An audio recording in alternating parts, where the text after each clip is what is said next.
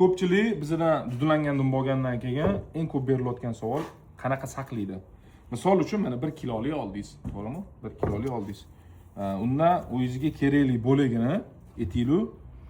Bismillahirrohmanirrohim. Kesib yedingiz. Mana mashinchi bo'lib yedingiz, to'g'rimi? Nima qilasiz? Qaytarib shundoq solasiz. Shoboda bo'lib turadigan joyga shundoq osib qo'yasiz, bo'ldi. Quyosh tushishi kerak emas, yomg'ir, qor tushishi kerak emas. Просто shamol o'tib turadigan joy bo'ladi-yu.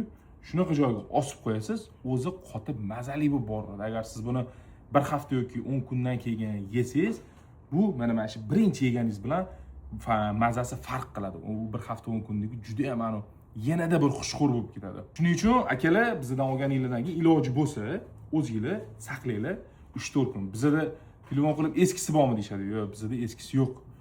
3 kun, 4 kun. 3 kun, 4 kun. Mana shu 4 kunga o'tadi, o'sha bizda tugaydi. Mana hozir ko'rib turganinglar 3 kun bo'lgan mana shu.